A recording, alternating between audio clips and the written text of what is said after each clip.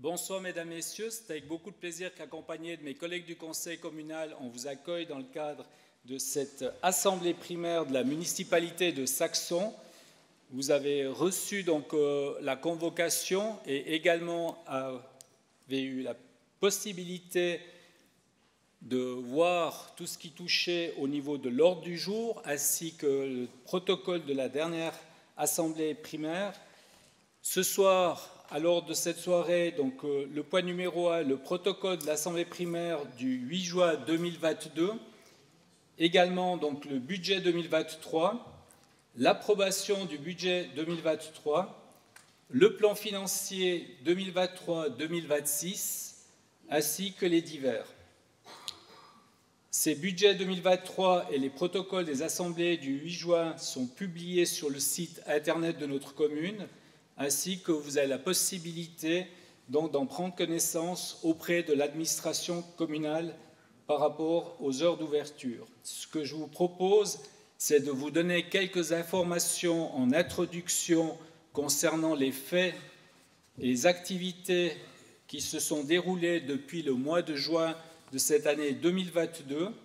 Au niveau de l'administration, le personnel communal, nous félicitons M. Raphaël Ravasio pour l'obtention de son brevet fédéral d'exploitant de STEP. Également, donc, M. Gabriel Silva d'Acosta, qui a été félicité pour l'obtention de son CFC d'assistant socio-éducatif. Nous avons également pris connaissance des démissions de Mme Frédérique Felet au niveau de l'administration, de Mme Sylvie Odetta au réseau de parents d'accueil, de Mme Christina Gabriel de Santos Silva au niveau du service de la conciergerie et de M. Gabriele Piaya qui était auxiliaire OTP. Pris la décision d'augmenter les taux d'activité de M. Naïm Yacoupi à 100% dès le 1er octobre 2022 à la suite du départ de M. Piaya. Également donc prolonger les mandats de M. Daniel Felet, donc notre ex-secrétaire communal, qui lui s'occupe de l'organisation de tout ce qui touche les archives communales, et ce jusqu'au 30 avril 2023. Également au M. Pierre-André Abbé, surveillant de tout ce qui touche les caméras jusqu'au 31 décembre 2023. Nous avons également pris acte des départs à la retraite de Mme Maria Vaz d'Avega Cabral, service de la conciergerie au 31 décembre 2022, de Mme Patricia Falquet du réseau de parents d'accueil au 31 janvier 2023. Le conseil communal a également décidé d'engager Mme Maëva Demière pour une durée d'une année dès le 1er août 2022 en qualité de stagiaire auprès de notre structure d'accueil et en remplacement de Mlle Ludivine Dorsa. Également M. Lucas Ruda dès le 28 novembre 2022 en qualité d'apprenti ASC auprès de notre structure d'accueil et en remplacement de M. Corentin Felet, et Mme Daniela Gouvea Silva comme maman de jour dès le 1er octobre 2022. Les membres du Conseil ont également eu l'honneur d'accueillir le 10 juin 2022 les anciens élus communaux dans le cadre d'une journée détente à Plambeau, et également l'honneur d'accueillir le 21 novembre 2022 nos députés et députées, membres de la députation de Saxon, afin d'échanger autour de différents thèmes, à savoir donc l'environnement et l'agriculture, la mobilité, l'enseignement, tout ce qui touchait le traitement des salaires du personnel para-étatique, les appartements protégés en EMS, ainsi que les répartitions de financement Covid et le transfert de l'autorité de protection de l'adulte et de l'enfant à Martigny. Au niveau des réceptions, il y a eu quelques réceptions entre la marche du troupeau, le cirque Helvetia, tout ce qui touche le marathon international des terroirs, le trail de la pierre à voir, le tour des stations, le marché des artisans. Également donc la soirée des nouveaux naturalisés qui se déroulait le 8 septembre, la fête de la convivialité, le tour de Romandie, le rallye du Valais, la réception des nonagénaires le 22 octobre. En principe, on les fait en début d'année, mais là, à la suite de la pandémie, nous avons préféré reporter cette journée en compagnie de nos nonagénaires. Également la fête d'Halloween, la César Costa Race, les repas de la diversité, ainsi que le marché de Noël qui s'est tenu le 8 décembre. Au niveau de la sécurité publique, droit de cité, donc sur préavis de la commission droit de cité, le Conseil a accepté les demandes de Mme Ilona Aller-Chirinova et sa fille, ainsi que Sandra Isabel Lopez de Oliveira Borges et Angela Rodriguez Santos. Au niveau du corps des sapeurs-pompiers, vous voyez qu'ils sont très bien représentés ce soir. Donc, le Conseil a décidé de nommer M. Alexandre Praplan au poste de remplaçant du commandant dès le 1er janvier 2023, suite à la démission de M. Thierry Falquet. Et également, au niveau de l'armée, le Conseil a préavisé favorablement l'accueil de nouvelles troupes militaires à l'abri PC. L'état-major de catastrophe, le Conseil a pris acte de la démission de M. Bernard Ménancourt de l'état-major en cas de catastrophe, et au niveau de l'enseignement et formation, M. Bruno Cosandet rejoint l'effectif des personnants des cours d'appui aux apprentis rencontrant des difficultés scolaires. Pour la culture, sport et culte, le parcours vital, le Conseil a décidé de soutenir le projet de M. Frédéric Dupont tendant à installer des sculptures en bois de sa création au parcours Vita. Et également, l'espace Floresca, nous avons décidé de poser 2 caméras de vidéosurveillance sur cette place et de confier ces travaux à MG Électricité à Saxon. Au niveau du sentier du yoga, l'atelier ETCO à Sion s'est vu mandaté pour la réalisation d'un sentier yoga dans le secteur Village Coteau. Et au niveau du projet NatureCab, c'est un projet qui a été soutenu donc par le conseil communal au niveau des écoles primaires avec la création, également le montage de 3 cabanes, donc au-dessus du couvert de Plombeau, cabanes qui étaient également dans les zones donc, du Pays Rosé et du parc et jardin des Torrents. Au niveau du trafic, le plan sectoriel de mobilité douce, le bureau CITEC s'est vu confier le mandat pour l'élaboration du plan sectoriel de mobilité douce pour le secteur de Martigny, donc dans le cadre du projet du plan directeur des Côtes-du-Rhône. Au niveau de la route des Torrents, donc les travaux de génie civil ont été adjugés par l'entreprise Joseph Caron, mais les travaux ne débuteront qu'à la réception de l'autorisation d'État du Valais qui a requis une étude complémentaire en matière de gestion des eaux. L'éclairage public, la société Toll Concept à Villars-le-Guilblou s'est vu confier l'étude pour l'ajustement de l'éclairage. Vous avez peut-être vu, il y avait donc une voiture un peu style Google qui est passée dans nos différents quartiers afin de déterminer exactement donc, au niveau des luminosités dans chaque quartier pour déterminer là où il y a de l'optimisation, là où il y a trop de puissance et où nous pouvons encore optimiser. Je vous rappelle que sur la commune, nous avons environ 800 candélabres. Donc c'est toute cette gestion automatisée que nous cherchons maintenant à mettre en place avec beaucoup plus d'efficience. Au niveau de la protection de l'environnement, donc il y a eu l'aide pour les 2 roues électriques. Le Conseil a accepté 27 demandes de subvention pour l'achat de vélos électriques pour le 1er semestre. Au niveau du terrain des bains, donc le bureau d'EV Architectes et Associés s'est vu confier le mandat pour effectuer une étude sur la parcelle donc des bains et sur les secteurs de la Nouvelle Avenue et des Kies quant aux besoins grandissants en termes d'accueil d'enfants et de locaux communaux divers. Pour le Marais des Kies, le mandat de revitalisation de la zone des Marais des Kies a été confié à Biol Conseil, SA à Sion, et au niveau du plan directeur intercommunal Côtes-du-Rhône, le Conseil a validé le projet de plan directeur intercommunal élaboré par les 18 communes. Donc les communes sont les communes de Saint-Maurice jusqu'à Chamoson, et également donc, au niveau des intempéries, nous avons opté pour contracter un abonnement auprès de Rhine Alert à Saxon pour une application destinée à la prévention en cas de forte pluie et de chute de neige. Nous avons également pour l'eau potable, le turbinage des eaux. Le Conseil a adjugé à la société PMAX l'étude de solutions pour utiliser l'énergie de l'eau potable afin de générer de l'électricité. Et au niveau des services économiques, le Conseil a arrêté donc, dans un premier lot de mesures sur la base du catalogue proposé par l'État ces mesures d'extinction de l'éclairage et des bâtiments publics, ainsi que toutes les consignes aux collaborateurs, aux utilisateurs des bâtiments. Et dans un deuxième temps, donc, nous avons contacté nos sociétés locales. Donc à Saxon, nous avons plus de 500 entreprises locales, et ce qui génère à peu près 2500 postes d'emploi. Au niveau des énergies éoliennes, le Conseil a décidé de confier l'étude et la réalisation d'une micro-éolienne sur le bâtiment de la station d'épuration des eaux, donc par la société PMAX. Et au niveau du forum économique, nous avons eu, dans le cadre du 15e forum économique, l'honneur d'accueillir M. Pascal Crita, donc directeur de la RTS et président de la chaîne du bonheur, ainsi que M. Patrick Ducret, directeur du secrétariat de la Commission et de la concurrence, M. Laurent Vaucher, CIO de Téléverbier, et nous avons déjà planifié la 16e édition qui se déroulera le vendredi 10 novembre 2023. Au niveau de la Commission fédérale des maisons de jeu, la candidature de Saxon Casino 2025, de communiqué de presse qui est paru donc le 17 novembre 2025, Saxon, aucune candidature déposée, donc toutes les informations sur la situation actuelle vous seront transmises dans le divers, donc en point numéro 1.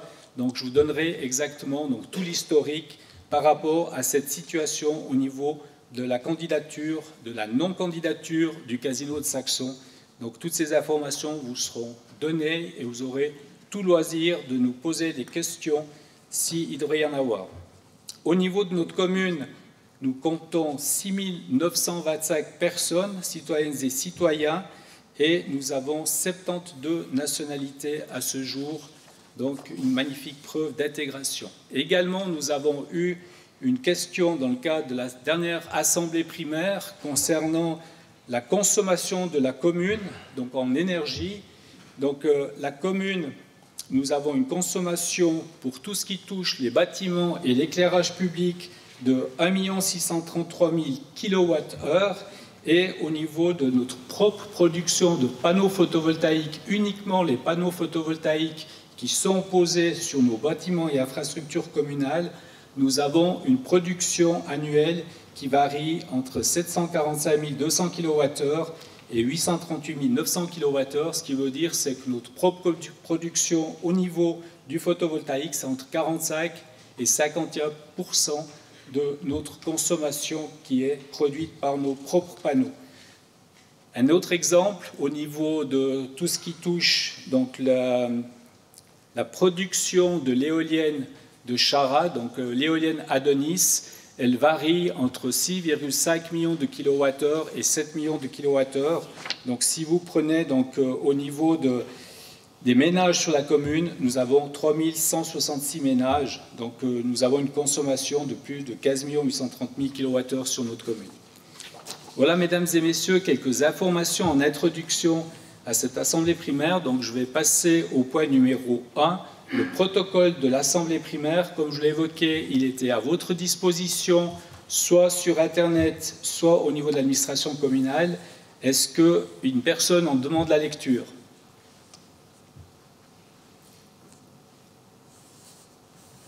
Si tel n'est pas le cas, donc je vous remercie. Donc je le prends comme approuvé et nous pouvons passer au point numéro 2 au niveau des budgets pour l'année 2023.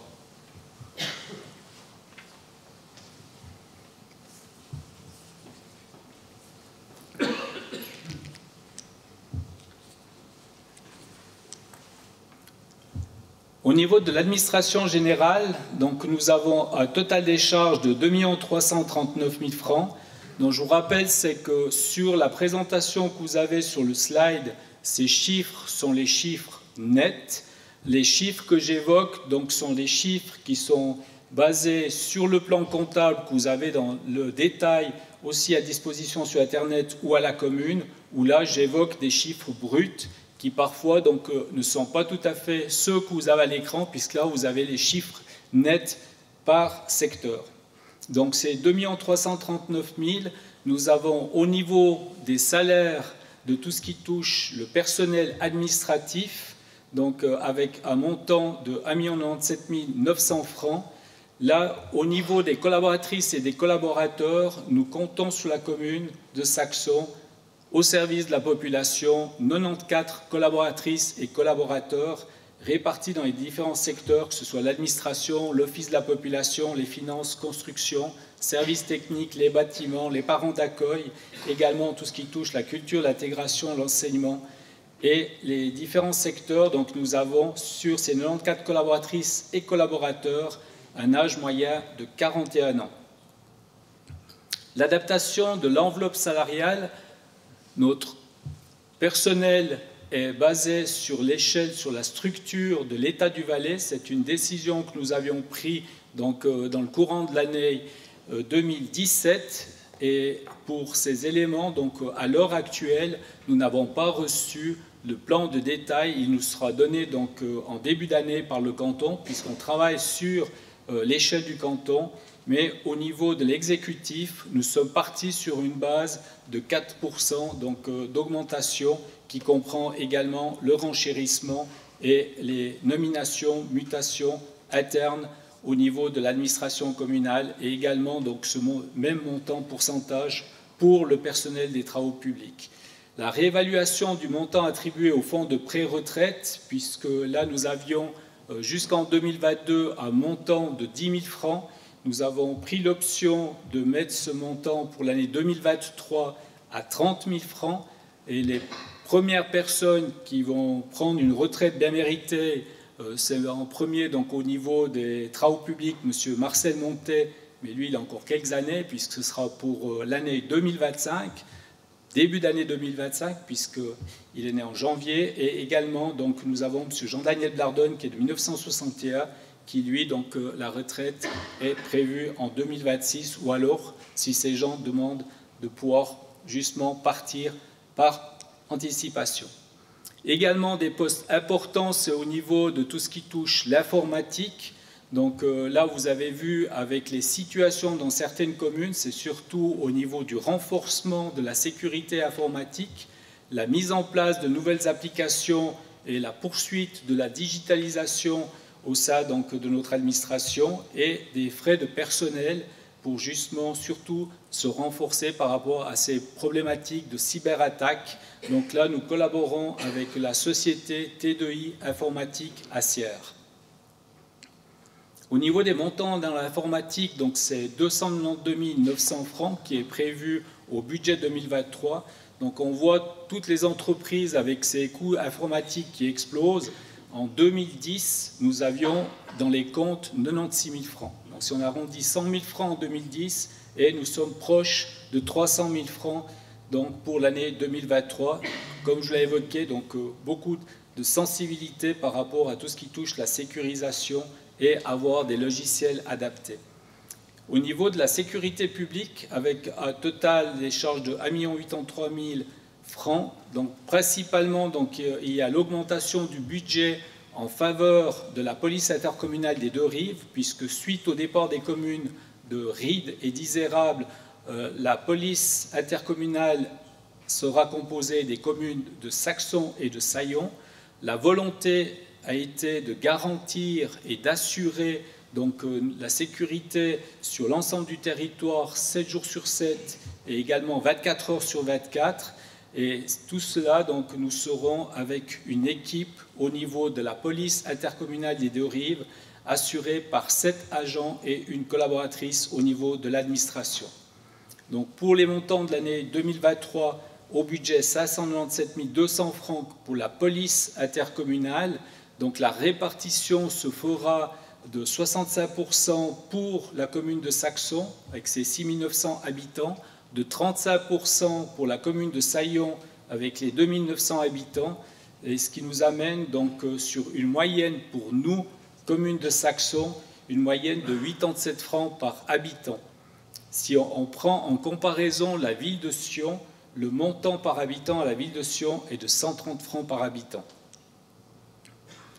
Au niveau de l'autorité de protection de l'enfant et de l'adulte, comme je l'ai évoqué, donc à partir du 1er janvier 2023, donc, les collaboratrices et les collaborateurs qui sont dans les locaux à Saxon seront centralisés en ville de Martigny, puisque là, donc, on passe avec du personnel qui sera directement rattaché au canton, salarié du canton.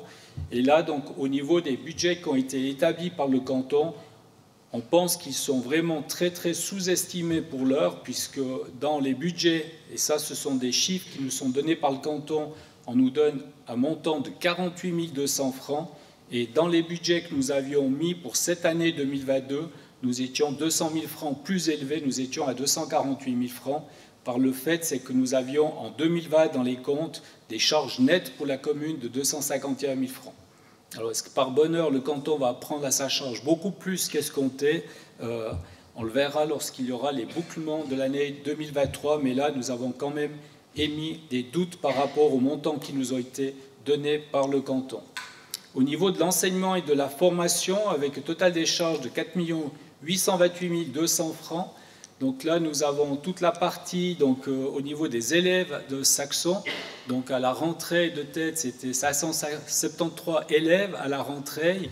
Donc on varie entre 570 et 575. On verra maintenant avec les arrivées et départs de fin d'année. Et là également, donc, notre directrice, que je salue, donc Madame Michèle Grandjean-Baume, avait fait une évaluation en se disant par rapport, je vous l'ai dit, donc 72 nationalités à Saxon, elle a fait une évaluation, c'est que sur ces 570 élèves, il y a à peu près 20 langues qui pourraient être parlées d'origine dans la cour d'école. Donc ça donne un peu cette diversité, mais aussi cette complexité donc, par rapport à certains jeunes, donc l'intégration au niveau de tous ces jeunes. Au niveau des transports scolaires, donc le quart postal par rapport au Maya, donc là nous avons actuellement donc, 30 enfants, donc il y a 19 enfants qui sont à l'école primaire et il y a également donc 11 élèves au cycle d'orientation. Donc là pour l'heure nous sommes dans la capacité d'un bus puisque le bus a une capacité de 33 places et au niveau des montants donc, qui sont pour les transports scolaires, la totalité des transports, c'est 311 900 francs. Et au niveau des Mayas, donc c'est 101 900 francs. Donc c'est le montant du contrat qui a été signé avec Carte Postale, puisque là, je vous le rappelle, donc nous avions fait un appel d'offres public, et où nous avions eu donc Bouchard Voyage qui était à 152 000, Carte Postale à 102 000, Transport Tourné à 110 000, et TMR et Olitour donc, qui n'avaient pas répondu.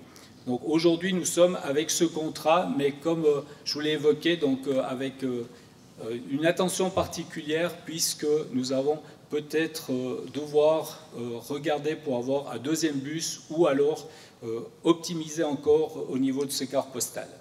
Au niveau de la culture de sport et loisirs, avec un montant de 1 357 700 francs, donc là, nous avions engagé M. Nicolas Tourné en qualité de délégué au patrimoine. Donc, il a un taux d'activité à 50%.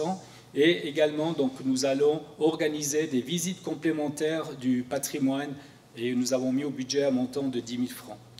Pour la santé, donc là aussi, vous allez avoir des écarts par rapport aux chiffres que je vous donne, puisque comme je l'ai dit, donc là, ce sont des chiffres nets. Par rapport à ces 1 442 600 francs, donc net au niveau des EMS, lorsqu'on enlève toutes les subventions et participations. Donc, mais au niveau du point EMS, donc c'est plus de 480 000 francs. Donc là, c'est 480 000 francs. Le décompte est fait personnalisé. Ce sont vraiment les personnes citoyennes de Saxon avec les papiers à Saxon, donc qui nous sont décomptés chaque mois, que cette personne, elle soit à l'EMS, à Saint-Pierre-de-Clage, ou qu'elle soit donc à Fuy, Chara ou Saxon. Donc on a vraiment donc, un décompte personnalisé chaque mois par rapport à ces éléments. Au niveau de tout ce qui touche le CMS de Martigny, avec un montant de 480 000 francs, là également, depuis le 1er janvier de cette année, il y a eu donc la réorganisation avec le CMS Martigny et Région, qui comprend donc tout l'Entremont, Martigny et les différentes communes qui étaient précédemment rattachées au CMS de Saxon, donc Irrézérable, Ried, Saillon, Létron et Saxon. Au niveau de la prévoyance sociale, un montant de 2 589 700 francs. Là également, donc, un poste qui prend également de plus en plus d'importance, c'est au niveau des réseaux de mamans de jour, avec un montant de 717 500 francs. Nous étions dans les charges à 681 000 francs en 2021. Également, donc, nous recherchons des mamans de jour pour encore renforcer les effectifs. Nous varions entre 25 et 30 mamans de jour. Mais là également, si dans votre entourage, des personnes s'intéressent, donc vraiment qu'elles nous contactent afin de renforcer ce réseau. Au niveau de la création d'un poste d'animatrice socioculturelle, donc nous avons Madame Annick Caruso qui avait débuté son activité avec un taux d'activité à 50%. Donc également au niveau des créations, au niveau d'une éducatrice en atelier d'éveil, puisque ce sont des personnes qui accompagnent justement donc, ces jeunes. Au niveau de la prévoyance sociale, au niveau des éléments de tout ce qui touche l'aide sociale et des dépenses liées, pour la première fois, donc, nous sommes en dessus du demi-million, puisque c'est un montant de 550 700 francs, et nous étions dans les comptes 2021 à 438 000 francs. Ça, ce sont toutes les dépenses liées qui nous sont données par le canton, en lien avec le maintien des avantages pour les subventions pour les caisses maladie, pour les personnes âgées à faible revenu, également pour les subventions pour le placement d'enfants dans les crèches auprès des mamans de jour et les personnes âgées qui vont dans les foyers de jour. Aussi, donc, il y a de nouveaux projets qui sont en voie de développement initiés par l'intégration, et ça sous la gestion de notre conseillère, Madame Anne Perrier. Au niveau du trafic, un montant de 2 887 500 francs. Là, nous avons un montant au niveau du personnel des travaux publics à 1 742 000 francs, et également au niveau des charges d'électricité. Bien sûr, c'est dans ce dicaster nous avons pris en compte pour l'augmentation qui nous a été donnée. En parallèle, les mesures d'économie, mais nous avons quand même mis un montant de 395 000 francs au niveau de ces budgets, alors que nous avions dans les comptes 416 000 francs en 2021. Donc là, on recherche à optimiser au maximum encore pour l'efficience face à cette situation critique au niveau de l'énergie. Également, donc, au niveau des subventions pour les lignes carte postale, donc c'est la deuxième année, donc 2022 et 2023, où nous avons un montant de 25 000 francs pour l'arrêt du car postal à Saxon. Dans d'autres communes, si on prend des communes qui ont beaucoup plus d'arrêts sur leur territoire, des communes comme Fuy, c'est des montants qui avoisinent les 140 000 francs.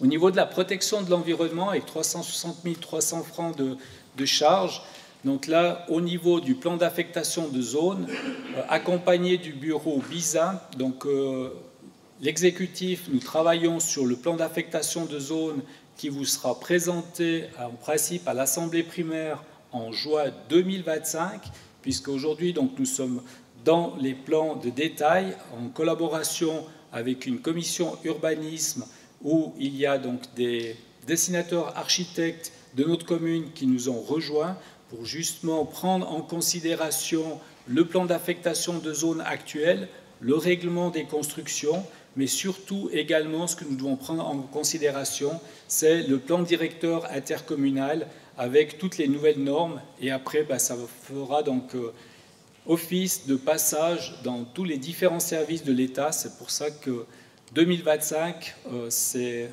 encore loin, mais nous avons vraiment regardé afin d'avoir un planning qui soit cohérent avec justement toutes ces méandres administratives auxquelles nous allons devoir faire face avant de pouvoir vous présenter ce plan d'affectation de zone. Donc nous avons mis un montant de 110 000 francs, surtout c'est pour tous des plans d'alignement qui datent des années 1970, afin donc de les réactualiser et carrément donc où il n'y a plus lieu d'être, de les éliminer, voire de les optimiser. Au niveau de ce service, donc l'eau potable, puisque là nous sommes passés avec ce nouveau plan dit MCH2, c'est le nouveau plan harmonisé au niveau des communes et des cantons. Donc l'eau potable, service autofinancé, est intégré dans le dicaster numéro 7. Au niveau de tout ce qui touche les taxes sur l'eau potable, un montant de 960 000 francs de recettes. Et puis, il est prévu dans ce service donc, de l'eau potable donc, à bénéfice de 52 400 francs. Et ce bénéfice, il sera donc attribué au bilan à financements spéciaux eau potable. Également, donc, au niveau des eaux usées, un montant de taxes pour 1 600 000 francs. Là également, donc, il n'y a aucune perte prévisionnelle, mais un excédent de 103 500 francs. Également des fonds qui seront attribués aux financements spéciaux pour tout ce qui touche les eaux usées et la STEP. Au niveau du traitement des déchets, là nous avons prévu au niveau des recettes 350 000 francs. Par contre, les taxes 2023 ne permettront pas d'amortir les immobilisations de ce service. L'excédent des dépenses à hauteur de 91 700 francs sera porté en diminution du fonds de financement Actuellement, au bilan, c'est-à-dire au bilan 31/12/2021, nous avons un montant de provision de 374 900 francs donc, par rapport à cette perte prévue. Donc il n'y aura aucun souci au niveau de la comptabilisation. Donc au niveau de la commune, nous sommes particulièrement attentifs à tous les problèmes qui sont liés aux dangers naturels, que ce soit au niveau des chutes de pierre, comme vous avez pu l'observer dans le courant de l'année précédente au pied de la Pierre-Avoir, également par rapport à tout ce qui touche les orages, les ravines, les avalanches, les ouragans, les incendies. Donc d'importantes infrastructures et travaux d'entretien sont prévus, donc ont déjà été réalisés et seront encore réalisés ces prochaines années en étroite collaboration avec le canton, mais également très souvent le centre de triage forestier donc, qui est sollicité, puisque là nous avons un montant de plus de 180 000 francs de charges au budget et nous avions déjà donc, dans les comptes 2021 un montant de 470 000 francs environ. Donc on continue vraiment d'investir au niveau de la protection de l'environnement. L'économie publique, avec un montant de charge de 191 500 francs, là c'est en lien avec la promotion des énergies renouvelables, un montant de 30 000 francs. Donc nous sommes en droite ligne avec les années précédentes, puisqu'en 2022, donc cette année, nous avions également mis un montant de 30 000 francs. Le conseil communal, dans le cadre de notre séance de lundi passé, donc nous avons validé, donc parmi vous, il y a des personnes qui avaient fait des investissements ces derniers mois, donc vous allez recevoir donc, une subvention de la part de la commune. Donc nous sommes dans cette enveloppe de 30 000 francs, puisque les années précédentes, nous étions entre 27 000 et 30 000 francs. Donc nous avons maintenu ce montant, mais clair que si on devrait avoir plus de demandes, plus de personnes qui veulent s'engager dans des isolations périphériques et autres, c'est volontiers qu'on prendra en compte ces montants. Au niveau de l'irrigation, également un service autofinancé, donc avec un montant de 126 000 francs au budget pour les taxes.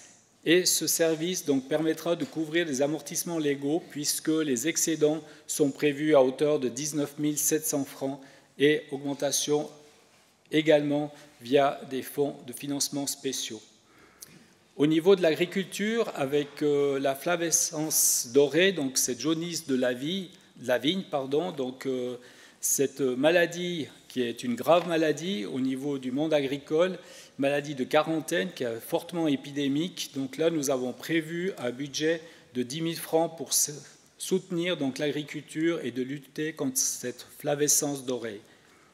Au niveau des services des impôts, donc d'Icastère des impôts, avec tout ce qui touche impôts sur les personnes physiques à montant de 12 849 600 francs, les personnes morales avec 1 346 000, nous sommes toujours bénéficiaires d'une importante péréquation financière avec 3 101 800 francs et également, donc, vous voyez, au niveau de ces comptes, donc tout au fond à droite, boni de compte de 287 700 francs.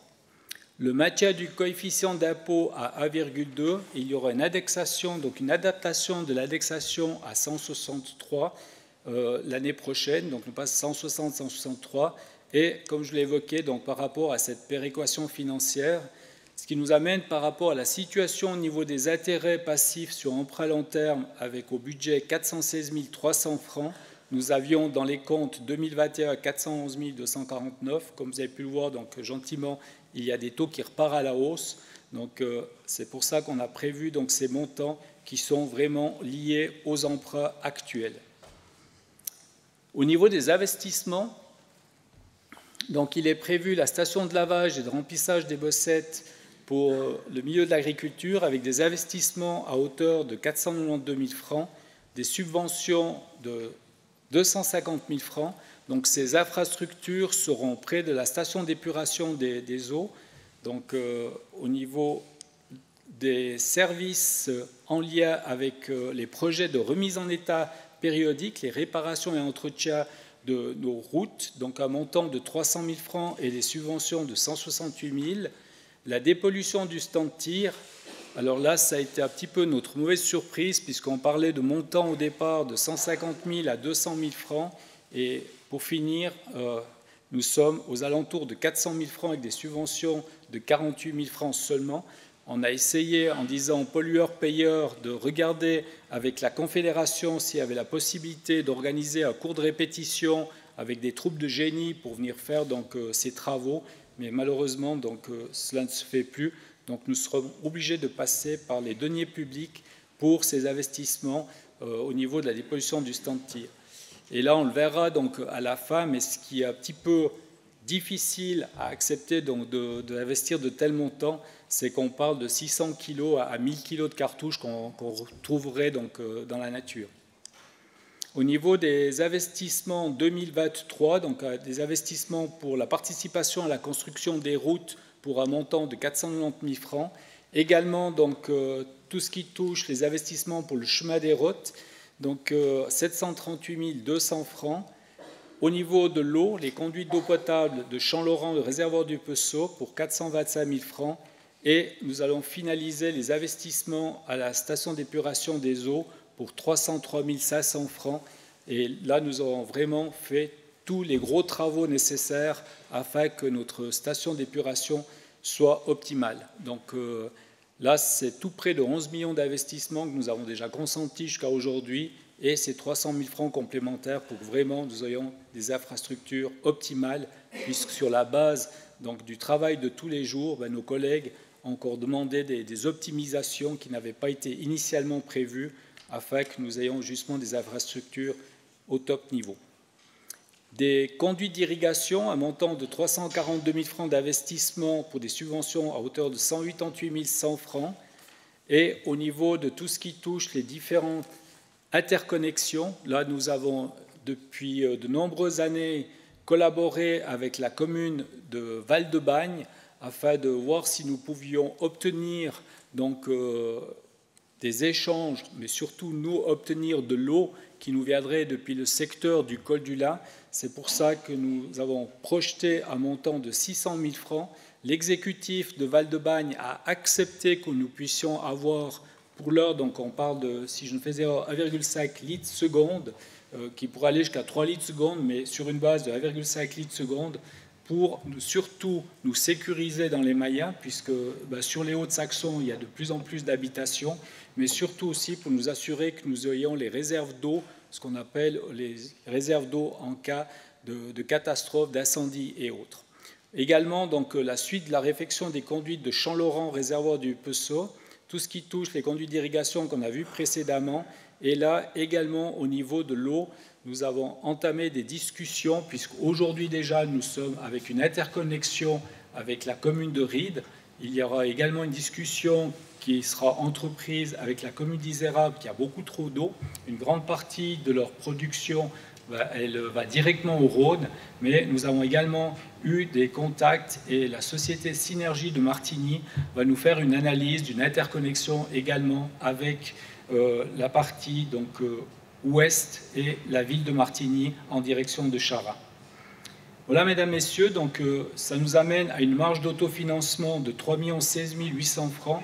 Donc, comme je l'ai évoqué, nous sommes vraiment sur les mêmes bases des budgets et au niveau du plan quadriennal que nous avions prévu au sein de l'exécutif, avec des investissements nets à hauteur de 5 846 400 francs. Et surtout, nous bénéficions, comme je l'ai évoqué, de cette péréquation financière à hauteur de 3 millions de francs. Ça nous amène un total des amortissements à 2 729 000 francs et un boni d'exercice à 287 700 francs. Voilà, est-ce que vous avez des questions par rapport au budget qui vous a été présenté? Oui? Attends, on te passe le micro. Joël?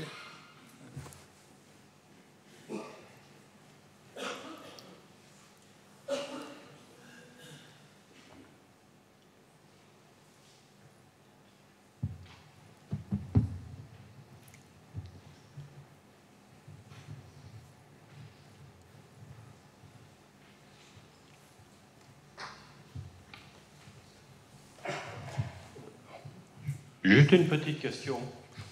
Je me suis arrêté à la page 50 de votre budget, là. Les 3 millions du casino, Pas du casino, du terrain de foot. Est-ce qu'ils sont dans le budget ou bien pas? Non. OK. Mais j'y reviens après pour le casino. Merci. Merci. Autre question? Alors, si tel n'est pas le cas, donc, je vous propose de passer au point numéro 3 de l'ordre de cette soirée, l'approbation du budget 2023. Alors, les personnes qui acceptent le budget tel que présenté veulent bien se manifester avec le carton qui vous a été remis, s'il vous plaît. Est-ce qu'il y a des personnes qui refusent le budget tel que présenté?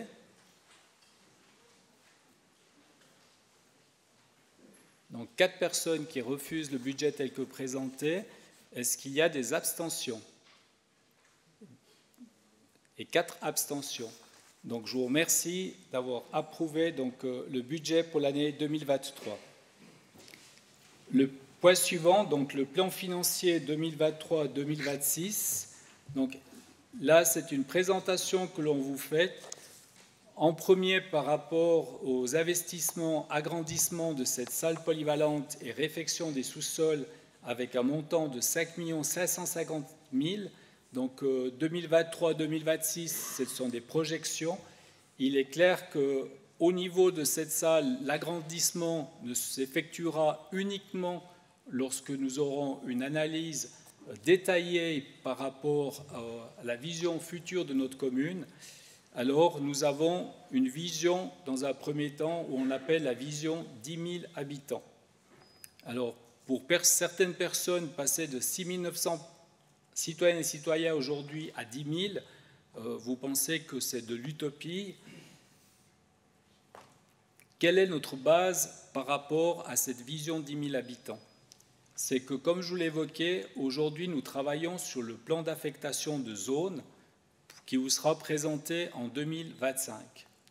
Si nous prenons la situation actuelle par rapport au plan d'affectation de zones actuel, avec notre règlement des constructions actuel, si l'on densifie le territoire sur les bases de la loi sur l'aménagement du territoire que nous avons votée en Suisse, malgré que nous avions refusé en Valais, sur notre commune, dans la situation actuelle, en densifiant toutes les surfaces qui sont possibles, nous serions à 17 000 habitants.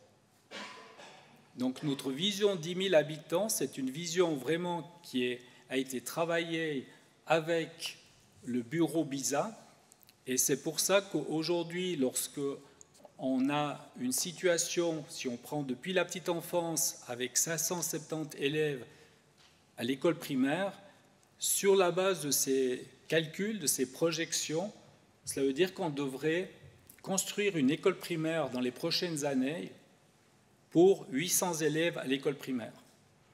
Et en partant de cette vision, ça veut dire que toutes les structures, comme la structure d'accueil de la petite enfance, comme la structure du réseau de parents d'accueil, donc toutes ces structures, on doit les aménager et avoir donc les capacités de pouvoir accueillir donc, toute cette population qui pourrait venir à Saxon. Donc notre tâche à l'exécutif, c'est d'anticiper tous ces éléments. Il y a des choses qui s'effectueront, qui se réaliseront et d'autres qui ne se réaliseront pas.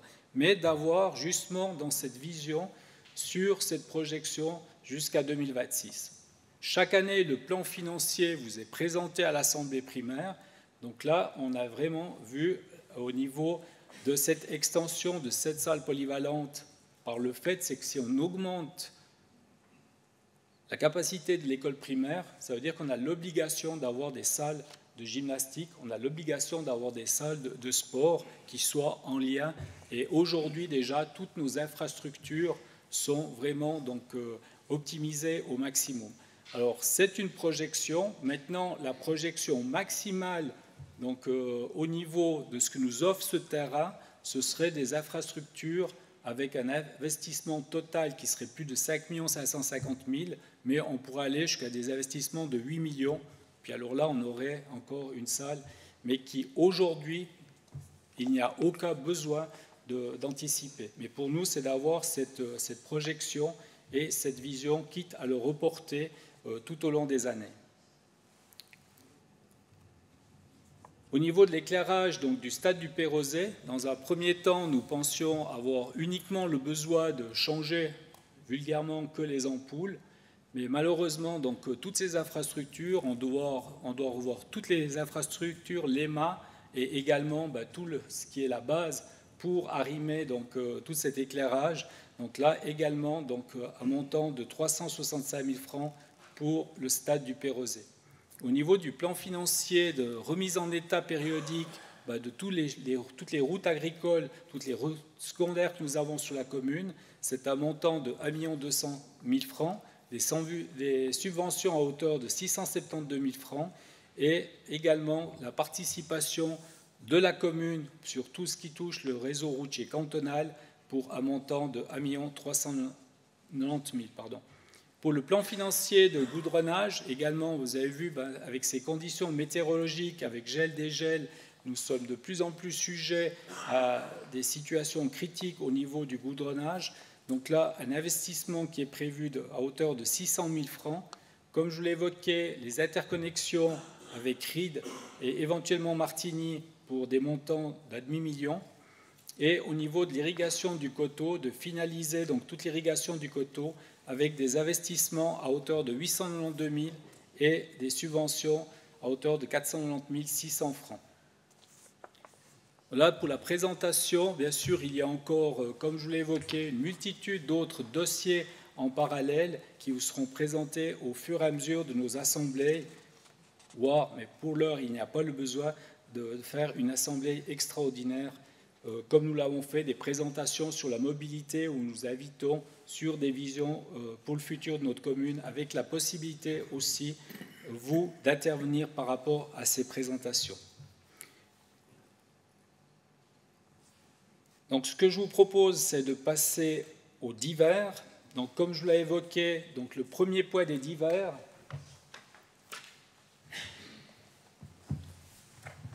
je vais vous faire la présentation par rapport à la situation du casino.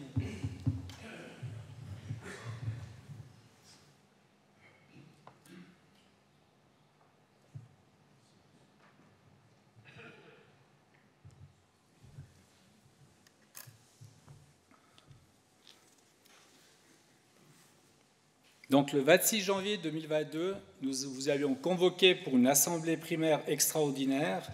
Donc, vous aviez accepté de vendre les terrains à la société Christian Constantin et le droit de rémérer. Donc, on y reviendra après sur le droit de rémérer, à l'unique et seule condition, c'est que le Conseil fédéral attribue une concession d'exploitation d'un casino à Saxon au 1er janvier 2025, et ce pour 20 années.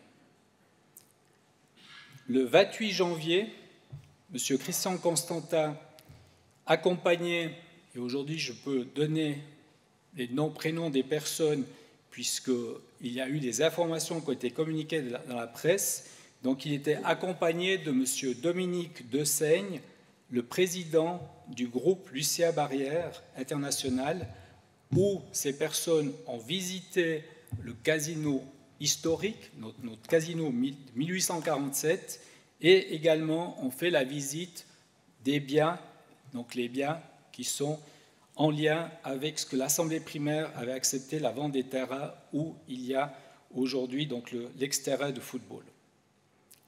Le 23 février 2022, nous avons signé auprès de l'étude de Maître Farquet avec Christian Constantin, accompagné de notre secrétaire, M. Loïc Blardonne, nous avons signé l'acte de vente et le droit de rémérer.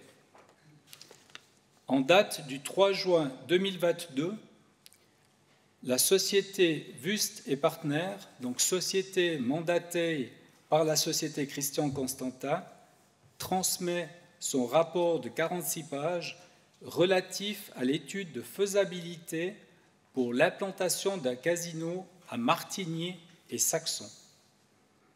Dans cette synthèse de cette société Wüst Partners, le chiffre d'affaires projeté par an pour un casino à Martigny, donc c'est un budget, serait de 33,34 millions. Le chiffre d'affaires projeté à Saxon serait de 28,13 millions, soit un écart inférieur de 5,2 millions. Au niveau des revenus locatifs, Martigny avec un revenu locatif de 1 600 000 et pour Saxon un revenu locatif de 1 400 000, donc un écart de 200 000 francs. Sur la base de ce rapport de Wüst Partner, le site de Martigny serait privilégié d'un point de vue politique en raison de la plus grande valeur ajoutée. Saxon offre des opportunités moins intéressantes. Le 13 juin 2022, Christian Constantin, ainsi que le conseil d'administration du casinotier groupe Lucien Barrière, signent un accord de confidentialité de partenariat d'exploitation d'une maison de jeu canton du Valais, en principe à Saxon ou Martigny-Croix. Le 11 juillet 2022, Christian Constantin adresse à la Commission fédérale des maisons de jeu, donc le 11 juillet 2022, un dépôt de demande de concession confirmé dans les délais impartis, soit au 15 juillet 2022. Cette demande de concession terrestre, les autres concessions, c'est pour les casinos sur Internet. La variante numéro 1 d'un établissement exploité en partenariat avec un opérateur casinotier suisse reconnu. La variante numéro 1 est le dossier de la commune de Martigny-Croix, et la variante numéro 2, le dossier de la commune de Saxon. Le choix final sera indiqué dans le dossier d'appel d'offres déposé au plus tard le 31 octobre 2022. Le 31 octobre 2022, le dépôt des candidatures auprès de la Commission fédérale des maisons de jeu. Le 17 novembre, la Commission fédérale des maisons de jeu adresse un communiqué de presse. Valais, 3 candidats sont en concurrence, le Casino de Crans-Montana, Société Casino du Valais par l'exploitation d'une maison de jeu à Sion, Société Casino des Alpes pour un établissement à Martigny. La Commission fédérale des maisons de jeu communiquera d'autres informations sur les requérants et le contenu des demandes en début d'année 2023, après la fin de l'examen formel des dossiers. Le 17 novembre 2022, M. Patrick Ferrari, journaliste ou nouvelliste ici présent ce soir, me téléphone et me pose la question « Qu'en est-il du casino de Saxon ?» Je n'ai pu lui répondre « Prenez contact avec M. Christian Constantin. Je n'étais pas informé de ce communiqué de presse et également M. Constantin n'était pas informé de ce communiqué de presse. Donc j'ai pris contact avec la Commission fédérale des maisons de jeu, avec le secrétariat. Réponse, aucun communiqué, protection des données. Référez-vous à notre communiqué de presse qui dit clairement ce que je viens de vous évoquer. La Commission fédérale communiquera d'autres informations sur les requérants et le contenu des demandes en début d'année 2023, après la fin de l'examen formel des dossiers.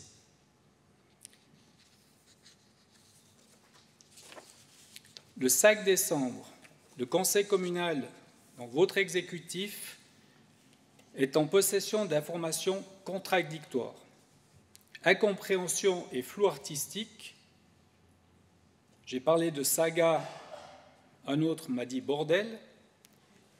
Le Conseil communal décide d'interpeller par voie écrite M. Christian Constantin, le conseil d'administration de la direction de Lucien Barrière Casino Group, ainsi que la Commission fédérale des maisons de jeu. Le 7 décembre, la Commission fédérale des maisons de jeu nous écrit à correspondance que nous avons reçue le 9 décembre 2022. Cette correspondance de la Commission fédérale des maisons de jeu confirme aucune candidature de concession au Casino de Saxon, signée par M. Thomas Fritschi-Bercier, responsable du secrétariat de la Commission fédérale des maisons de jeu. Le 7 décembre, le conseil d'administration de la direction de Lucia Barrière Groupe Casino SA nous adresse cette correspondance et nous confirme. La société Christian Constantin SA a signé un contrat de gestion avec le groupe Lucia Barrière Suisse SA pour constituer une maison de jeu à travers la société Casino des Alpes SA, dont Christian Constantin est actionnaire majoritaire. Le groupe Lucia Barrière SA est actionnaire minoritaire. Durant les travaux préparatoires au dépôt de la demande de concession, Casino des Alpes SA a mandaté une étude de faisabilité, c'est l'étude que je vous ai citée précédemment avec les chiffres d'affaires et les rendements, d'implantation et d'utilité économique auprès d'une société conseil experte en la matière. Cette étude a permis d'établir une comparaison entre les deux sites considérés pour l'implantation du projet de Casino des Alpes. Au terme de celle-ci, il est apparu clairement que le site de Martigny-Combe, Martigny-Croix, offrait des perspectives économiques plus importantes que celui de Saxon, notamment en termes de nombre de visiteurs du fait de sa position stratégique et des voies d'accès vers Chamonix et Aoste. En conséquence, Casino des Alpes SA a retenu le site de Martigny-Combe. Monsieur Jérôme Collin, vice-président du groupe Lucia Barrière Suisse SA. En séance du 12 décembre, donc cette semaine, le conseil communal a invité Christian Constantin. Donc il s'est présenté à 17h10 en introduction. Donc je lui ai fait part de notre déception, de notre sentiment de trahison, de l'humiliation ressentie par le président et également le conseil communal quant au non-dépôt de la candidature de Saxon auprès de la Commission fédérale des maisons de jeu et dresse un état des échanges. M. Constantin présente les démarches effectuées appuyées de documents qui nous ont été donnés et portés à la connaissance des membres du Conseil, les accords de confidentialité, je vous ai parlé précédemment, l'inscription à la Commission fédérale des maisons de jeu d'une candidature le 11 juillet prévoyant les deux variantes que je vous ai également parlé précédemment, la signature du protocole d'accord que je vous ai parlé précédemment et tout le règlement des affaires foncières de construction et financières pour les deux sites, ainsi que le mandat qu'il avait donné à Lucia Barrière Groupe Suisse SA de réaliser le dossier de concession mandaté et en qualité de mandataire de ne déposer qu'une seule candidature. C'est le mandataire qui aurait déposé qu'une seule candidature. Il reconnaît, donc Christian Constantin, que dans le cadre du mandat confié au groupe Lucia Barrière SA, il aurait dû expressément prévoir le dépôt d'une deuxième candidature, mais non pas avec le même groupe casinotier, mais avec un autre groupe casinotier pour les mettre en concurrence. Donc il informe qu'il a demandé au groupe Lucia Barrière Suisse de prévoir une compensation financière pour Saxon et que si la concession est octroyée à Martigny, il a articulé un chiffre qui pourrait être proposé à la commune de Saxon sous une forme encore à déterminer. La commune pourrait avoir des revendications supérieures, notamment pour réhabiliter le casino historique. Donc la réhabilitation du casino historique, nous avons également une commission qui a siégé à différents degrés, que ce soit au niveau des réflexions de culture, de social, également en lien avec le passé du casino de Saxon. Donc là, on parle du casino historique 1847. Et nous sommes aujourd'hui dans des projections d'un montant minimum qui est entre 6 et 7 millions de francs pour réhabiliter le casino actuel. M. Constantin est également informé que le conseil communal va exercer le droit de rémérer. Répondant à une question du conseil, il indique qu'il pourrait être intéressé à louer le terrain pour une durée déterminée. Donc la question qui lui a été posée par un membre du conseil en disant « Mais aujourd'hui, tu as transformé à tes frais l'ancien terrain de football, tu as l'équipe féminine qui s'y entraîne, comment est-ce que tu vois la suite ?» Donc il a dit que ce serait un sujet qu'il pourrait discuter avec le conseil pour une location, Mais là, de nouveau, il n'y a aucune décision qui a été prise puisque cette discussion a eu lieu jeudi soir. L'énoncé de la décision du Conseil du lundi 12 décembre. Après discussion, le Conseil communal confirme sa décision d'exercer son droit de réméré sur la parcelle 5248. Mandat est donné au président ou au vice-président ainsi qu'au secrétaire ou à son remplaçant pour représenter la commune. Un mandat a également été donné à Maître Ludivine Etienne afin de soutenir la commune dans les démarches en vue de faire valoir des prétentions pour dédommagement et frais engagés. Le 13 décembre, la commune de Saxon, nous avons adressé à l'attention de l'étude de Maître Léo Farquet la requête d'exercer notre droit de réméré selon l'acte du 23 février 2022. La constitution d'un droit de réméré, le droit de réméré était conditionné par la non-obtention de l'autorité fédérale d'une concession, ce qui est aujourd'hui clair qu'il n'y aura pas de concession attribuée à Saxon.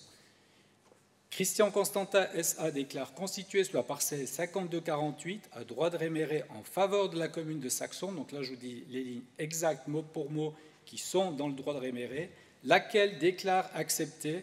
Ce droit de réméré permettra à la commune de Saxon d'exiger de l'acquéreur de lui retransférer la propriété du bien. Les parties précisent que ce droit de réméré est constitué en vue de permettre à son bénéficiaire, à savoir la commune de Saxon, de redevenir propriétaire de la parcelle objet présent acte dans la seule hypothèse où Christian Constantin ou une autre société désignée donc ne reçoit pas l'autorisation, ne reçoit pas une concession par l'autorité fédérale, donc au niveau de la Commission fédérale des maisons de jeu. Voilà, mesdames et messieurs, donc l'historique depuis le mois de janvier. Maintenant, c'est volontiers qu'accompagnés de mes collègues, nous sommes à vos dispositions s'il y a des questions complémentaires.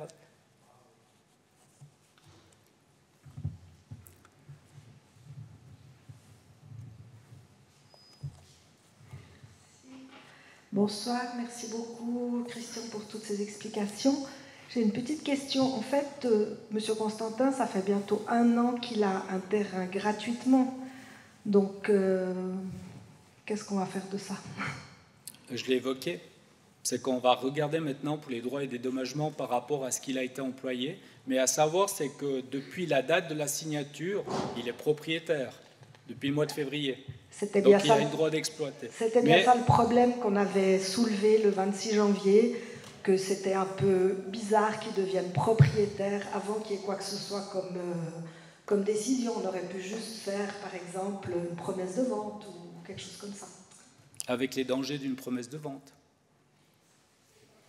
Alors concrètement, donc, je vous ai évoqué mot pour mot donc, tout ce qui a été discuté. Aujourd'hui, il s'est engagé donc, à des participations. Le montant, je ne vous le donnerai pas pour l'heure, mais c'est volontiers que le jour qu'on aura quelque chose d'écrit, mais c'est en lien avec un montant qui serait affecté pour restaurer le casino historique. Et je vous ai dit à peu près les montants pour restaurer le casino historique. Autre question? Oui?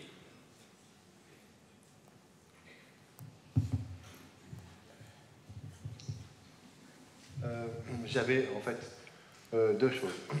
Une, c'est par rapport à l'Assemblée extraordinaire, il y avait quelqu'un qui avait relevé quelque chose, c'était que le droit de réméré en fait n'était pas automatique, il devait en fait être demandé. Et puis en fait, c'est l'habilitation pour la demande, c'est l'Assemblée primaire puisque ça dépasse un montant de 3 millions sauf erreur. Alors je ne sais pas, c'est juste que je mets juste en... Enfin, je tiens juste à relever ça. Je ne sais pas si voilà. Enfin, vous savez peut-être mieux que moi en termes de légal, etc., etc. Mais je veux dire, je vais juste le relever une fois. Et puis effectivement, Constantin, bah, je crois qu'on a tous un petit peu maintenant une vision de cette personne, un petit peu de qui il est.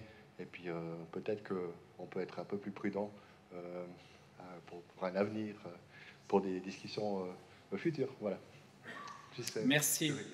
Alors pour ta question, donc le droit de réméré, donc nous n'avons pas besoin de passer par l'Assemblée primaire puisque l'Assemblée extraordinaire, donc nous avions validé donc le droit de réméré. Comme il y a non-obtention d'une licence, d'une concession, le droit de réméré comme je l'ai évoqué, mais laisse-moi finir, s'il te plaît.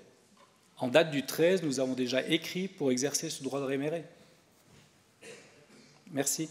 Autre question ?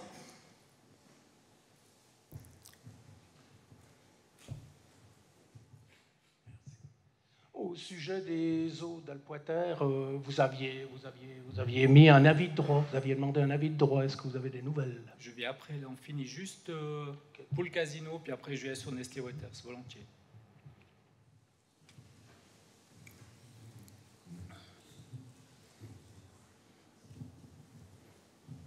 Autre question pour le casino, puis après j'entamerai dans les divers Nestlé Waters.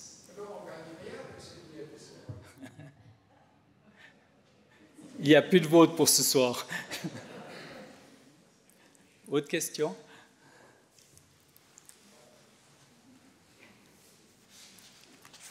Je te remercie pour ta traditionnelle petite pointe d'humour. Voilà, donc je vous remercie pour votre écoute. Nestlé Waters. Donc Nestlé Waters, comme nous l'avions également évoqué dans le cadre de la dernière assemblée primaire, Nestlé Waters a mis en vente ces terrains et sur la base de toute la procédure de vente des terrains et des infrastructures, il y a eu 11 candidatures, 11 sociétés qui sont rentrées dans le processus pour l'acquisition des terrains de Nestlé Waters. Aujourd'hui, il y a une 12e société qui avait donné son attention, mais comme elle arrivait hors délai, elle n'a pas été prise en considération. Sur les 4 sociétés qu'il reste, donc j'ai eu encore un contact téléphonique cette semaine avec M. Alessandro Rigoni, qui est le directeur général de Nestlé Waters Suisse. Il n'y a pas de finalisation de la vente de ces terrains par le fait c'est que les offres qui ont été données pour l'heure sont bien inférieures au montant que Nestlé Waters attendait. Il y a une deuxième phase de négociation avec ces sociétés en début d'année. Si dans le courant du mois de mars 2023, ils ne trouvent pas de terrain d'entente, Nestlé Waters garde ces terrains et en parallèle met une deuxième procédure en cours, puisqu'ils sont aperçus, c'est qu'il y a des sociétés qui n'avaient pas compris donc, tout le planning qui avait été mis en place par la société d'immobilier Barnes. Donc aujourd'hui, de l'intérêt, oui, mais avec des montants inférieurs à ce que désire la société Nestlé Waters.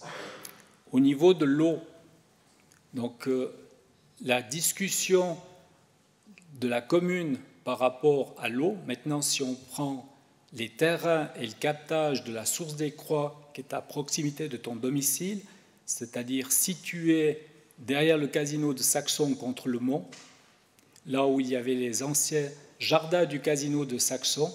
Donc là, les infrastructures pour l'heure sont toujours maintenues, la maintenance est assurée par Nestlé Waters, l'eau est toujours captée, elle est toujours en production avec la centrale de chauffage à distance avec le groupe E. Donc là, toutes les infrastructures donc, sont maintenues. Au niveau de l'avis de droit, donc nous avons reçu des premiers avis de droit de la part de Madame Maître Célia Darbelay, mais sur la base de ces avis de droit, nous avons demandé des compléments d'information, puisque lorsqu'on pose la question à un juriste, on a une vision, et dès qu'il y a un deuxième juriste qui vient avec différentes analyses ou jurisprudences qui sont tombées, on arrive avec une deuxième vision. Donc nous avons demandé des informations complémentaires, puisque aujourd'hui, dans la situation qui nous est donnée, c'est que si vous avez une source qui jaillit, par exemple, à la hauteur de la cascade du Pesseau, et qui s'écoule jusqu'à la hauteur du casino, c'est public. Mais maintenant, si c'est une source comme celle qui est donc, sur ces terrains, elle serait de privé. Voilà, donc ça, c'est les informations que nous avons, mais comme il y a 2 juristes et 2 avis différents par rapport à cette vision, mais ce qui est aujourd'hui avec Nestlé Waters, avec M. Alessandro Rigoni, c'est que la commune de Saxon est prioritaire sur l'exploitation et le rachat des terrains ainsi que des infrastructures, pour autant que le futur acquéreur ne soit pas un spécialiste en commercialisation des eaux. Par contre, la chaîne de mise en bouteille qui était à l'intérieur des infrastructures de Nestlé Waters, pour ceux qui, je sais qu'il y a des gens ici qui ont travaillé dans ces infrastructures, toute la chaîne de mise en bouteille a déjà été transférée chez Nestlé au Nigeria. Donc ça veut dire qu'à l'intérieur des locaux, il y a uniquement l'arrivée des eaux. Donc je vous rappelle, donc l'eau est captée entre 21 et 23 degrés, ce qui permet justement de la production du chauffage à distance avec l'appui du pellet. Est-ce qu'il y a d'autres questions pour Nestlé Waters? Merci. Autre question? Alors, ce n'était pas le cas, donc je vous passe la parole si vous avez des questions. Et en fonction de vos questions et du dicaster, la parole sera adressée également à mes collègues du Conseil en charge des dicasters.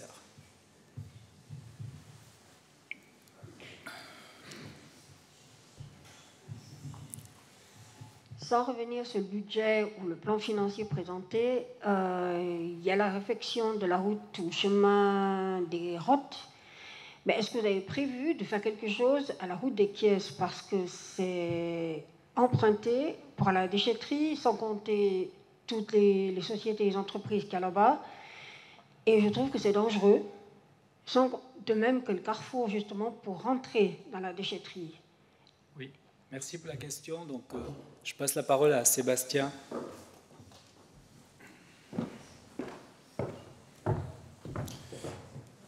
Bonsoir, avec grand plaisir, je vais vous répondre. Vous avez vu que dans un budget, madame, on doit fixer des priorités. Donc la priorité, on l'a mise sur le chemin des Rottes, tout simplement parce qu'il y a aussi le giratoire à l'entrée de Saxon qui va être fait l'année prochaine. On l'avait mis aussi au budget 2023, mais je vais me répéter, vu qu'il y a des priorités, on l'a décalé sur le budget 2024. Le chemin des Caisses, donc. J'ai pas compris. La route des Caisses pour 2024. Chemin des Caisses, oui. Mais moi, je pense que c'est quand même une priorité, parce qu'elle est empruntée, cette route. Bon. Je ne sais pas, et surtout que ça fait un moment qu'elle est démontée. Alors, je vais vous refaire la même réponse que je vous ai dit il y a 4 secondes. Vous avez vu, il y a un budget, on met des priorités, il y a un conseil, soit 7 personnes. On a choisi de faire le chemin des Rottes, parce qu'il y a l'éclairage, il y a les conduites d'eau, un manque de conduites d'eau sur les bâtiments qui sont construits à côté de l'étape, et il y a le giratoire qui vient là à l'entrée. Donc, on doit se fixer des priorités. Le chemin des Kies a été décalé sur 2024. Je ne peux pas vous répondre autre chose, madame. Ça restera une priorité pour moi. J'ai pas compris. Et sécurité aussi. Alors, vous pensez bien que le giratoire, qui est en main cantonale, est une priorité au niveau de la sécurité. Il y a eu bien plus d'accidents à la hauteur de l'étape que sur le chemin des Kies.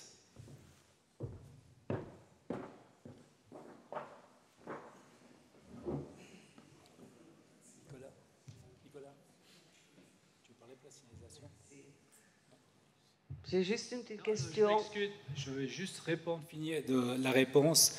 Donc, au niveau du chemin des Caisses, effectivement, au niveau de la sécurité, donc on est attentif. La projection qui est faite aujourd'hui, c'est qu'on va changer la signalisation. Ça veut dire que dans les réflexions actuelles, les gens qui arrivent à la hauteur de chez Jean-Daniel Descartes sont sens unique jusqu'à la hauteur de la déchetterie et ils reviennent par le chemin donc, des Caisses. Mais celle qui est à la hauteur de la société Masseret, ce serait à sens unique, pour justement pallier à ce qui a été évoqué, cette difficulté de la sécurisation. Merci. Autre question? Ouais, j'ai juste une question pour les toilettes publiques. Vous marquez toilettes publiques, ça veut dire que c'est ceux qu'il y a au village. En plaine, on a énormément de gens qui viennent, qui disent « Est-ce qu'il y a des toilettes publiques ?» Tu as raison. Non, tu as entièrement raison. Donc, les toilettes publiques, donc, nous avons regardé pour réaffecter les toilettes publiques au niveau du pont de la Pierre-Avoir, mais cet espace n'appartient pas à la commune. Donc, le pont de la Pierre-Avoir et le parking appartiennent au canton. Et là, nous sommes en discussion puisque le canton a l'intention de faire des rétrocessions de routes et éventuellement ce pont. Donc nous avons rendez-vous avec le service de la mobilité au mois de janvier 2023 pour rediscuter. Ça veut dire que dans le plan financier que je vous ai présenté, il se pourrait avoir que dans le futur, on mette le pont et l'acquisition de ce parking. Donc là, on a vraiment l'intention de réaffecter ces toilettes, mais comme ça appartient au canton pour l'heure. Le deuxième élément, et donc là je l'ai cité, mais malheureusement c'est vrai que ça prend bien trop de temps, c'est des toilettes qui doivent être faites à la gare CFF, donc sur la base de ce qu'il y a à la gare de Martigny, donc ces WC qui sont complètement automatisés en inox. Donc le coût de ces infrastructures comme la gare de Martigny, c'est à hauteur de 100 000 francs. Et là, nous avions mis au budget l'année passée, puisque nous avions eu les discussions avec les CFF a dit « OK ». Donc 50% à la charge de la commune, 50% à la charge des CFF. Et puis maintenant, quand on a eu l'entretien avec les CFF cette année, la gare de Saxon, pour l'instant, n'est pas dans leur plan budgétaire. Alors, comme c'est sur leur territoire, l'autre élément qu'on leur a demandé, c'est de pouvoir racheter la rampe qui monte au quai CFF où il y a les infrastructures côté Martigny quand vous êtes à la hauteur du parking. Cette rampe CFF, aujourd'hui, malheureusement, il y a plus de pavés dans tous les sens et des déchets. Donc là, nous avons fait une étude à la charge de la commune pour prendre cette rampe et faire donc une douzaine de places de parc, ainsi que ce qui est demandé depuis de longs mois à juste titre, d'avoir des parcs pour les vélos également, renforcer le parking des vélos. Donc tu as raison, les WC, donc on y travaille dessus, mais on a cette situation entre la situation du canton et des CFF. Et après, j'ai une petite question encore sur les lumières. En haut village, c'est carrément la nouvelle avenue de Saxon. Un lampadaire sur deux, on ne peut pas l'arrêter, c'est pas possible. Malheureusement pas pour l'instant. Comme je l'évoquais en introduction, donc nous avons une société qu'on a mandatée justement pour voir donc, toute cette situation au niveau de l'éclairage. Et puis là, je vais passer la parole à Sébastien par rapport à l'éclairage actuel et les travaux qui sont en cours.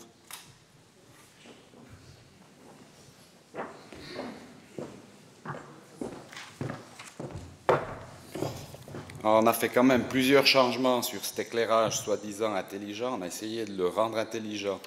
Donc on a déjà cassé le contrat avec l'entreprise qui l'avait mis en place et on a confié la mission de régler cet éclairage pour qu'il soit enfin intelligent à une autre entreprise. Donc principalement, tout l'éclairage de la commune, à part 30%, est sur l'éclairage intelligent. Et on a mis en place des mesures d'économie d'énergie, soit tout simplement de baisser à 50% jusqu'à 10 heures le soir et 10% durant toute la nuit jusqu'au lendemain matin aux alentours des 6h30. Alors je prends juste l'aspect financier parce que c'est toujours intéressant. En 2019, quand il n'y avait pas d'éclairage intelligent, on payait plus de 70 000 francs pour l'éclairage. En 2020, on a commencé à mettre l'éclairage intelligent, on est passé à 51 000, soit 19 000 francs d'économie. 2021, 42 000, soit 27 000 francs d'économie par rapport à 2019. 2022, 39 631 francs, soit 30 000 francs d'économie.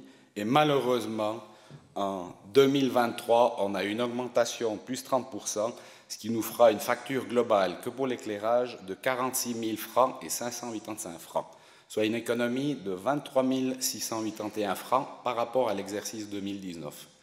Donc voilà où on en est au niveau de l'éclairage intelligent. Et puis on refera une tournée sur le haut du village parce qu'on l'a déjà faite il y a environ 2 mois et ça avait l'air de fonctionner. Mais vous l'avez bien compris, c'est un éclairage soi-disant intelligent, et puis il peut y avoir de temps en temps des problèmes de mémoire. Mais on corrige.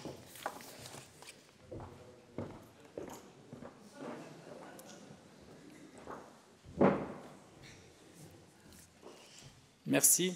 Et je vous rejoins également, donc là on a un gros potentiel d'optimisation, quoi.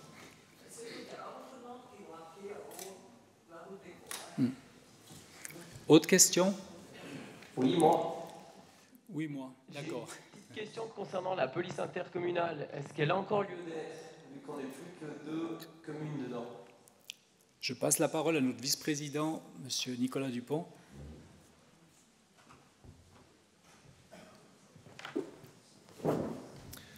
Bonsoir à toutes et à tous.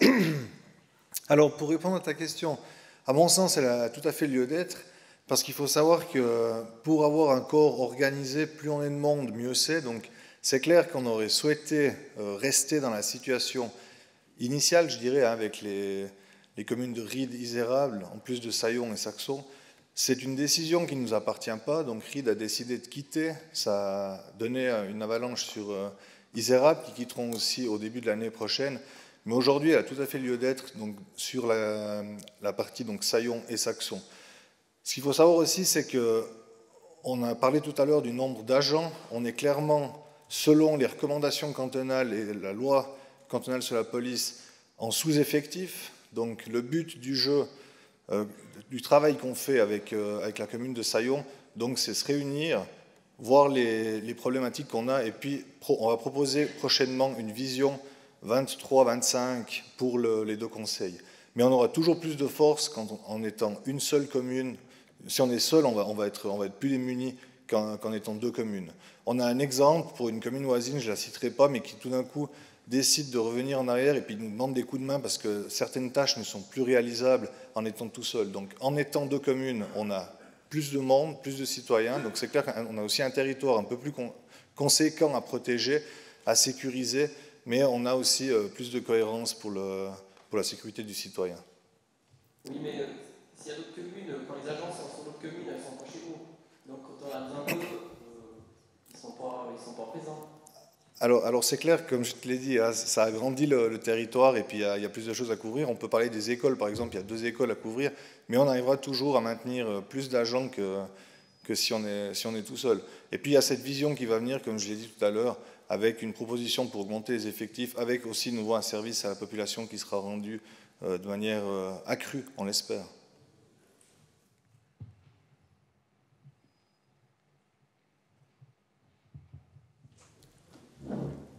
Pour revenir sur la police, je pense qu'il y a l'élément que j'ai présenté au niveau des coûts par habitant. On voit que d'avoir des grandes polices comme Sion et Sierre qui sont réunies, vous avez vu qu'on arrive aussi avec des charges qui sont excessivement importantes. Et ce nombre de 7 agents sur notre commune nous permet d'assurer, de garantir le 7 jours sur 7, 24 heures sur 24. Donc c'est vraiment une volonté que nous avions. Donc il y a la relation coût où oui, on va encore vous présenter les années prochaines peut-être une augmentation des coûts avec la police, mais par contre, j'aimerais aussi relever, c'est que ces derniers jours, à la suite d'un travail minutieux qui a été fait par notre police intercommunale et particulièrement un de nos agents, ça a permis de faire une importante saisie sur la commune. Alors aujourd'hui, je suis favorable à ce que l'on maintienne ces ressources sur notre commune et qu'on puisse justement avoir des agents qui puissent aller dans les détails et informer la police cantonale et les services spéciaux par rapport à ce genre de choses. Et quand je vous dis importante saisie, elle est vraiment importante. Et ce sera le communiqué de presse. Vous savez que la police cantonale fait les communiqués de presse, mais d'une fois qu'il y a la procédure, l'instruction qui a été faite, et vous verrez que de renforcer notre police, c'est quelque chose qui nous permettra, c'est que ces vandales aillent s'occuper sur d'autres territoires. Autre question? Oui?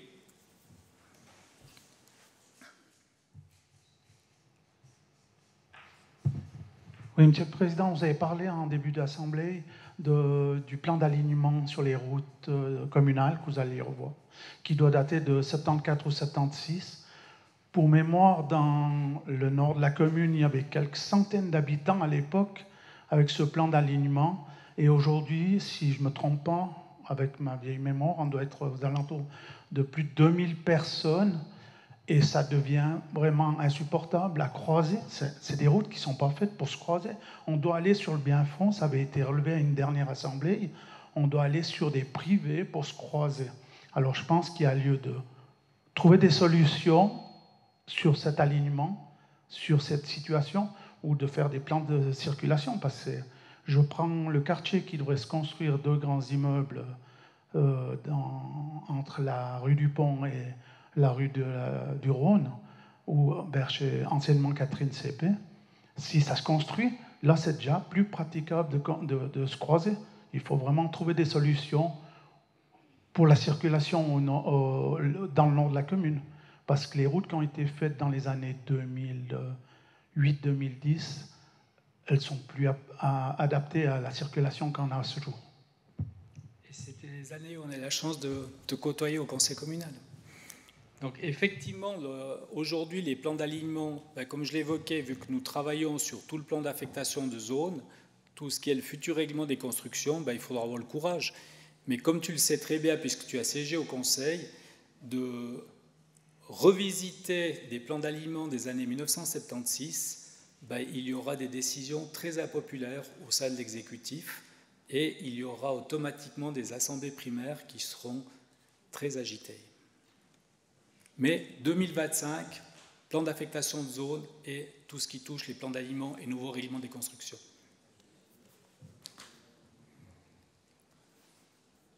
Avec ce système qu'on a aujourd'hui, en cas de neige, comme on a eu l'année passée 3 fois au mois de décembre, on a le déneigement, une partie du trottoir sur la route, une partie de la route sur le trottoir. C'est-à-dire que pendant quelques semaines, avec la neige qui gèle, on ne peut pas circuler. Alors il y a vraiment des solutions à chercher et à trouver au niveau de ces rues. On ne peut pas dire 2023-2025 et puis qu'on continue d'avoir des problèmes. Parce que le déneigement, c'est déjà, par chance, cette année, on n'en a pas encore. C'est déjà une catastrophe, mais si on a la neige qui gèle avec l'andin au milieu de la route, je ne fais pas la traduction d'un andin, mais c'est 2-3 semaines, un mois où c'est invivable, on ne croise pas, ou alors on laisse des pare-chocs, des pièces de voiture sur la voie publique. Je pense qu'on doit vraiment trouver une situation pour revoir en partie des zones d'évitement, que les gens puissent se parquer sans aller chez les voisins, et la neige également. Mais tu es conscient des procédures, de la longueur des procédures. Donc, dans un premier temps, ce que tu as évoqué, si demain on doit être face à d'importantes chutes de neige, il n'y aura qu'une solution, ce sera d'investir et mandater, solliciter les entreprises locales de terrassement, où on va devoir carrément enlever la neige de là pour pas justement faire l'effet que tu dis du trottoir sur la route et de la route au trottoir. Donc on le fera comme on a fait il y a quelques années en arrière, ici au centre de Godfrey, où nous avons des entreprises qui prennent la neige et qui vont le déposer sur les terrains communaux en attendant. Donc ça, ce sera la première mesure qui sera mise en place. Et puis après, comme je l'ai évoqué, donc ce plan d'alignement, on s'y attelle puisqu'on l'a mis au budget, donc 110 000 francs. C'est le témoignage qu'on a vraiment la volonté de pouvoir résoudre ces situations depuis les années 70. Autre question ? Oui, pardon, oui.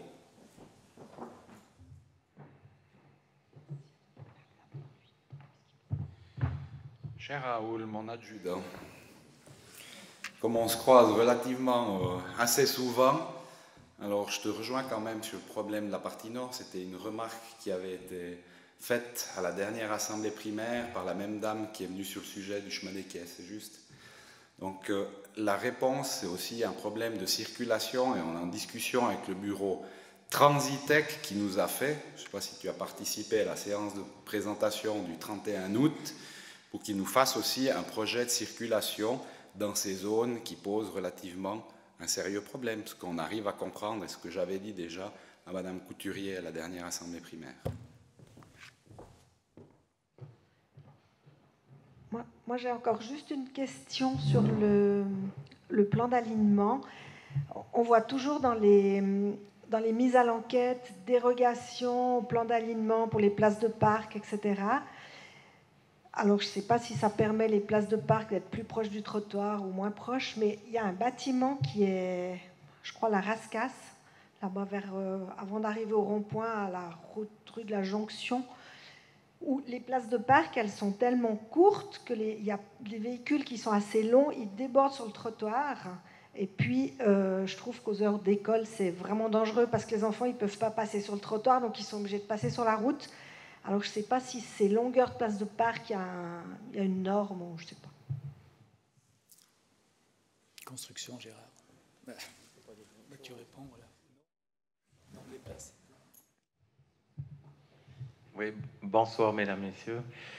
Pour répondre au projet de la difficulté de circulation et de parquage vers l'immeuble des Rascasses, effectivement, donc déjà, les places de parc sont dans l'empiètement de l'alignement, effectivement. C'est quelque chose qui avait été autorisé, puis c'était aussi une pratique communale où c'est qu'on autorisait un peu systématiquement ce genre de situation. Aujourd'hui, je dirais que donc là, déjà aussi, à un moment donné, on a dû faire porter des corrections de la disposition des places de parc à cet endroit. Ils ont dû les mettre en travers, enfin, dans un certain angle pour pouvoir être conformes. Ils ont fait ça. Reste toujours à dire que la longueur des places de véhicules reste un peu du domaine un peu privé. Il y a une normalisation qui existe qui s'appelle les normes VSS. Ces normes, elles s'appliquent essentiellement au niveau public. Donc là, c'est des places privées. Donc les normes, ils les appliquent jusqu'à un certain point. Donc là, effectivement, la longueur des places de parc, je conçois, elles n'ont pas une longueur avec des véhicules qu'on a aujourd'hui. Elles ne sont pas tout à fait adaptées. Et puis, aujourd'hui, il est difficile de faire un peu marche arrière dans cette situation, si ce n'est reformater ces places, diminuer le nombre de places, et puis de les positionner encore différemment. Cette démarche, elle a déjà été faite 2 fois. Je pense que là, on peut prendre note un peu d'une correction apportée sur ces places. Mais voilà, donc là, c'est appliquer la problématique de l'alignement, c'est l'expropriation. Et puis voilà, donc si on va aller au bout des choses, c'est exproprier, supprimer les places de parc. Et puis voilà, donc je prends note de vos remarques. On va étudier un peu la situation, voir qu'est-ce qu'on peut faire de ça. Mais aujourd'hui, c'est une situation qui a été autorisée depuis un certain nombre d'années, et puis que, voilà, c'est très compliqué aujourd'hui de faire marche arrière. Parce qu'il y a aussi la sortie du garage souterrain. Et ça, c'est exactement le même problème. Normalement, les voitures, elles ne devraient pas s'arrêter sur la route pour que la porte du garage s'ouvre. Et puis pour sortir, c'est pareil. On ne voit pas, il y a le trottoir. Enfin, c'est super dangereux, je trouve. Il y a une partie de difficulté, effectivement. Je conçois que la sécurité, elle est complexe. Mais je prends note, on portera avec le service des constructions une réflexion là-dessus, et puis on verra qu'est-ce qu'on pourra en faire pour améliorer la chose. Un peu compliqué maintenant.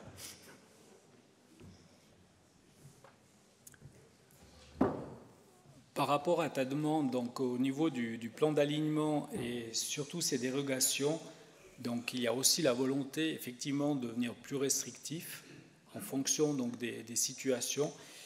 Des situations qui sont claires, ce que tu as évoqué donc là par rapport à la porte de garage qui s'ouvre pas tout de suite.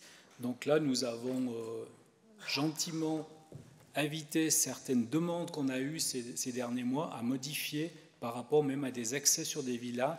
Et donc, on vient un petit peu plus restrictif, mais aujourd'hui, il faut qu'on ait justement ce plan d'aménagement de la zone, mais surtout également au niveau de tout ce qui touche une réglementation beaucoup plus stricte par rapport à tout ce qui touche les parkings extérieurs de ces bâtiments. C'est pour ça que dans certaines zones où il y a des surfaces qui sont importantes et où on peut demander donc un plan donc de quartier, on fait maintenant systématiquement les demandes de plan de quartier.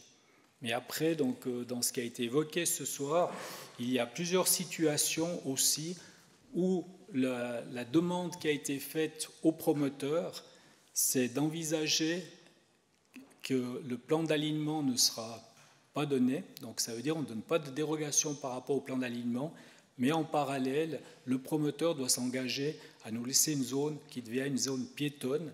Donc aujourd'hui, nous discutons par rapport au secteur de Pro-Beauvais, où il y a donc des bâtisses, des bâtiments qui vont être construits, où là, le promoteur va nous donner donc un espace pour pouvoir faire soit un trottoir, soit une zone piétonne, afin que toutes les personnes qui vont en direction du stade du Pérosé donc, puissent avoir cet accès. Mais là, c'est le privé qui va nous donner l'accès pour ce passage. Après, également, donc, dans le secteur où lorsque vous êtes en face donc, de la gondola, dans ce secteur où il y a eu énormément de construction, le petit chemin, donc là également, on est en train de travailler, comme l'a dit Sébastien, avec un bureau spécialisé, et ces secteurs risquent demain d'être des secteurs avec des voies sens unique et d'autres voies de dégagement sur les routes. Mais pour cela, également, donc, sur notre commune, il va falloir également beaucoup collaborer avec le canton, surtout arriver à les convaincre que sur notre commune, il va falloir prévoir des ronds-points supplémentaires. Donc, dans les demandes que nous avons aujourd'hui, et je crois qu'on l'a évoqué lors de notre soirée avec vous les membres de la députation, c'est-à-dire un rond-point à la hauteur de la gondola, un deuxième rond-point à la hauteur de la canasta qui devient donc vraiment une zone très dangereuse. Mais comme vous le savez, donc, toutes ces demandes requièrent des années et des années pour pouvoir obtenir. Si vous prenez uniquement le rond-point de l'étape, je pense que si on remonte au premier dossier, il date de plus de 10 ans. Merci. D'autres questions? Oui?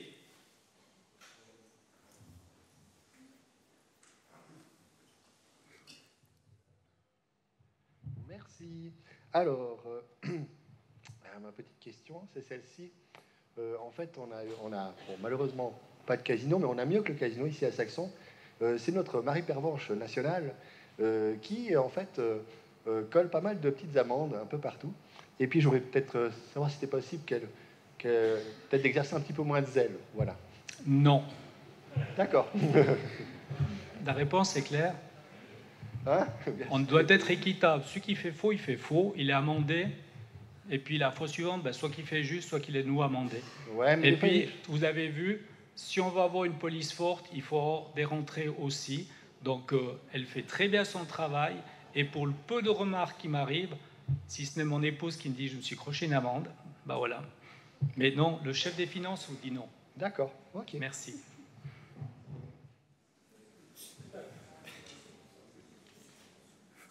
Autre question?